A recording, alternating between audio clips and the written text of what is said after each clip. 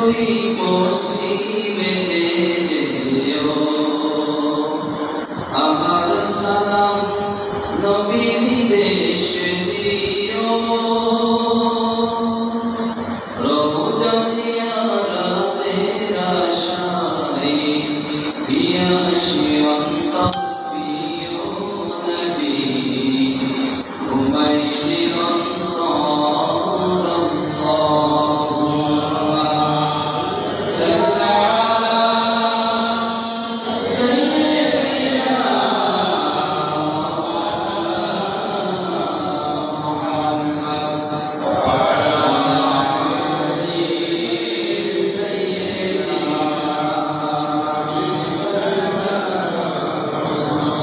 সবাই পড়ি বালাগাল উলা বিকামালিহি, কাশাফাত দুজা বিজামালিহি, হাসানাত জামিউ বিসওয়ালিহি।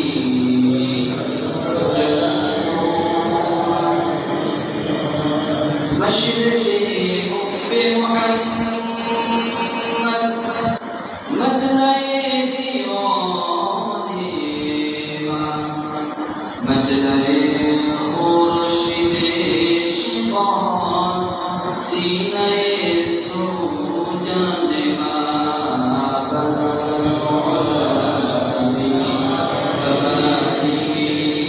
کشف الدجى بجماله حسنت جميع خصاله صلوا عليه وآله। আলহামদুলিল্লাহ, প্রিয় মুসলিম کرام ভাই ও বোনেরা, আমরা সকলে শুকরিয়া আদায় করছি আমাদের মহান মুনিবের দরবারে, যে মহান মুনিবের অশেষ রহমত এবং কৃপার বদৌলতে আমরা তার নির্ধারিত জুমআ নামাজের জন্য সুস্থ শরীরে আসতে পারলাম। এই জন্য সেই মুনিবের দরবারে সকলে জোর ও কণ্ঠে আওয়াজ দিয়ে শুকরিয়া আদায় করছি, সকলে বলছি আলহামদুলিল্লাহ। দুরূদ এবং সালাম বিশ্বনবীর শানে, যে নবীর আনিত বিধানের মাধ্যমে সুখ এবং শান্তি এবং কিয়ামতের কঠিন ময়দানে যে নবীর সুপারিশ বিরুদ্ধে কোনো মানুষ জান্নাতে প্রবেশ করতে পারবে না, সেই নবীর শানে সকলে দুরূদ এবং সালাম প্রেরণ করে বলছি সাল্লাল্লাহু আলাইহি ওয়াসাল্লাম। প্রিয় উপস্থিতি, আমি আপনাদের সামনে পবিত্র কোরআন কারীমের 9 নম্বর সূরা সূরা তাওবার 118 নম্বর আয়াত কারিমা তেলাওয়াত করেছি।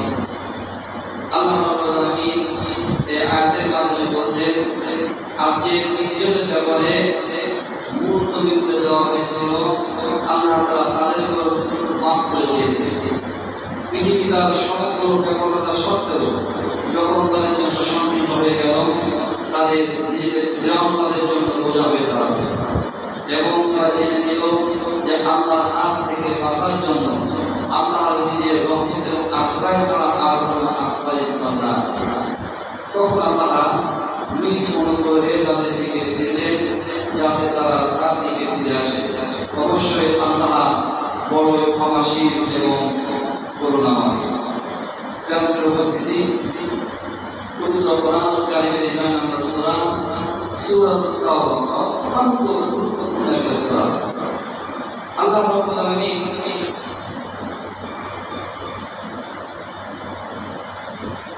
এই সূরার মাধ্যমে মনোযোগ দিয়ে শুনবেন। এই সূরার মাধ্যমে মুশরিকদের সাথে মুসলমানদের সব ধরনের সম্পর্ক ছিন্ন করার কথা এখানে ঘোষণা করেছেন। সূরা তাওবা এমন একটা সূরা, আপনারা দেখবেন এই সূরা তাওবার প্রথম শব্দ বিসমিল্লাহ নাই। এই সূরা আসার বিষয় আছে নাকি? না, সূরা তাওবাতে বিসমিল্লাহ নাই।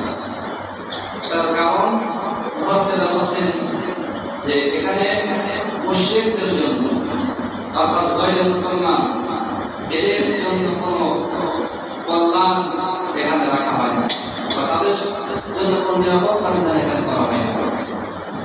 উপস্থিতি সূরা তাওবা আমি যে আয়াতে কারিমা তেলাওয়াত করেছি, আল্লাহ রাব্বুল আলামিন এই আয়াতে কারিমা নাযিল করেছিলেন নবম হিজরি সালে। আল্লাহ রাসূল সাল্লাল্লাহু আলাইহি সাল্লাম যখন তাবুকের ময়দানে যুদ্ধ ঘোষণা করলেন, যুদ্ধের দামামা যখন বেজে উঠল, আমার নবী মুহাম্মদুর রাসূলুল্লাহ সাল্লাল্লাহু আলাইহি ওয়াসাল্লাম সাহাবাদেরকে বলে, ও সাহাবীরা, তাবুকের ময়দানে জিহাদে যেতে হবে। আল্লাহ রাসূল সাল্লাল্লাহু আলাইহি সাল্লাম যখন তাবুকের ময়দানে জিহাদ ঘোষণা করলেন, বিশ্বনবী সাল্লাল্লাহু আলাইহি সাল্লাম এবং তার সাহাবীরা এই তাবুকের ময়দানে জিহাদের জন্য প্রস্তুতি গ্রহণ করলেন। সাধারণত মদিনা থেকে এই তাবুকের ময়দান ছিল 1000 কিলোমিটার দূর, আর সেই সময়টা ছিল অত্যন্ত গরম এবং প্রচন্ড আবহাওয়া এত ছিল। 1000 কিলোমিটার রাস্তা প্রচন্ড গরমের ভিতরে অ্যারাবিয়ান কান্ট্রিতে পাড়ি দেওয়া অত্যন্ত বড় ব্যাপার। এখন না এসি আছে, কত আরামদায়ক, সে সময় এসি ছিল না। মুসলমানদের অবস্থা ছিল অত্যন্ত নাজুক, খাদ্যের সংসার ছিল। বিশ্বনবী সাল্লাল্লাহু আলাইহি সাল্লাম বললেন যে তাবুকের ময়দানে জিহাদ যেতে হবে। তাও যেমন তেমন শক্তির বিরুদ্ধে নয়, স্বয়ং রোমান সম্রাটের বিরুদ্ধে, রোম সাম্রাজ্যের বিরুদ্ধে জিহাদ ঘোষণা হয়েছে। আল্লাহ রাসূল সাল্লাল্লাহু আলাইহি সাল্লাম 30,000 মরদে মুজাহিদের একটি দল গঠন করে রোমান সাম্রাজ্যের বিরুদ্ধে তাদের প্রতিহত করার জন্য আল্লাহ রাসূল সাল্লাল্লাহু আলাইহি সাল্লাম মদিনা থেকে রওনা করলেন। বিশ্বনবী সাল্লাল্লাহু আলাইহি সাল্লাম ঘোষণা অনুযায়ী সাহাবারা যুদ্ধের জন্য প্রস্তুতি গ্রহণ করলেন। অনেক সাহাবী ছিলেন যাদের অভাব ক্ষমতা ছিল। বিশ্বনবী সাল্লাল্লাহু আলাইহি সাল্লামের সাহাবীদের মধ্যে থেকে যাদের অর্থনৈতিক অবস্থা খুব ভালো ছিল, ছিল, যারা অভাব ক্ষমতা সাহাবী, সাহাবা তাদের সহযোগিতা করলেন, তাদের জন্য খাবার সাহায্য দিয়ে দিলেন।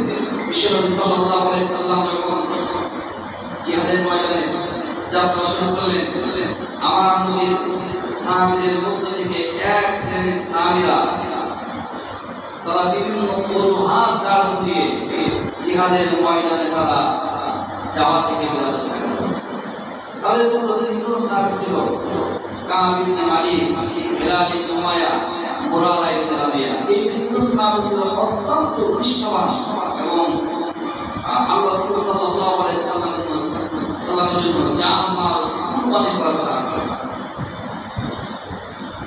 আমার নবী মুহাম্মদ রাসূলুল্লাহ সাল্লাল্লাহু আলাইহি সাল্লাম তাবুকের ময়দানে জিহাদের জন্য যখন যাত্রা শুরু করলেন, বিশ্বনবী সাল্লাল্লাহু আলাইহি সাল্লামের সাহাবীরা আমার নবীর সাথে যাত্রা শুরু করলো। কিছু কিছু দুর্বল ইমানদার সাহাবা, এই সমস্ত সাহাবীরা আল্লাহ রাসূলের কাছে বিভিন্ন অভিযোগ পেশ করা শুরু করলো। ইয়া রাসূলুল্লাহ, ইয়া হাবিবাল্লাহ, এই তাবুকের ময়দানে জিহাদে যাওয়া আমাদের জন্য অত্যন্ত কঠিন ব্যাপার, আমরা যেতে পারবো না।